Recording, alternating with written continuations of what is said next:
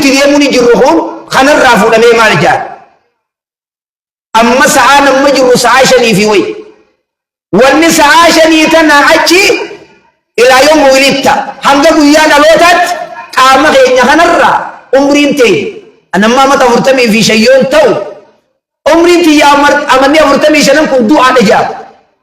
wattakka wanni niin as deebisee ala lana hunjiru qaamni kiyyaangi tokko du'e maalirraa hanga rabbiin naa kannerraa hanga rabbiin naa kannerraa hangamtuuf yoonii fi amata 70 ta'u yoo amata 60 ta'u amata meeqaama 30 fi waa tu'aaf hangi fayyaa qaama kiyya kanarraa 30 san 30 kana eeggadhee yeroo bakka malatti balleessuu ni dhabu zamanni zamana feesbuukaa hey gurra keetiin dhaqas wal asri innal insana lafi khusr marti ilma namaa khasaaraa keessa jira jedhe ilmuma namaa hundi khasaaraa keessa jira eenyu malee illa alladhiina aamanu warroota rabbitti amane malee rabbitti amanuun kun akkanumatti warra rabbi amane malee namanni dhubee keefaane warra rabbi amane malee way arrabe ilma namaa rabbi amanuun kun akkamiin tokkoffa illa alladhiina aamanu zaahiran wa baaxinan khaysaa fi gubbaanis akka munaafiqaa kan ta'in yaa ayyuha alladhiina aamanu lima taquluuna maa laa taf'aluun akkana dalayna jaa qaraa haa ni qaraanaan tun maal jecha maali afaan immoo dalaga afaan koottaa qaraa boon haa ni dhufna qaalichaatiitu guuzaa kadhannaan qara biyyeeytuu kanatti haa ni dhufna aboo guuzaan irraa nafina haaya guyyaa guuzaa nam tokko dhage inshallah jaanii guyyaa san dhoguu nama dhabe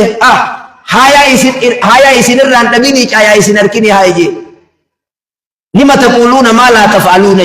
yaa ayyuha alladhiina aamanu jechuun warra keeysaa fi gubbaaniis amane takkaawoo yaa ayyuha alladhiina aamanu jechuun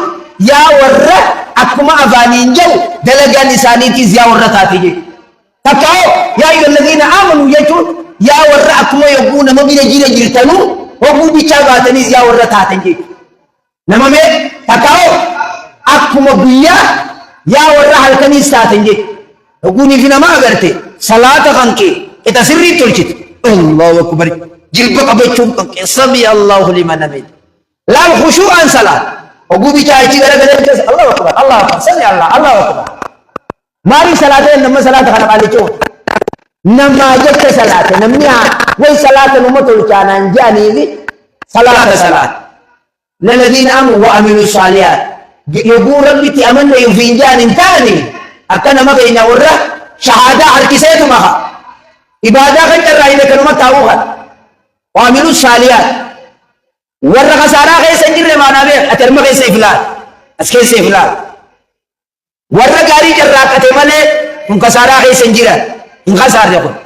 أتيانو وتواصوا بالصبر وتواصوا بالحق وتواصوا بالصبر والرب قاول إلى ملك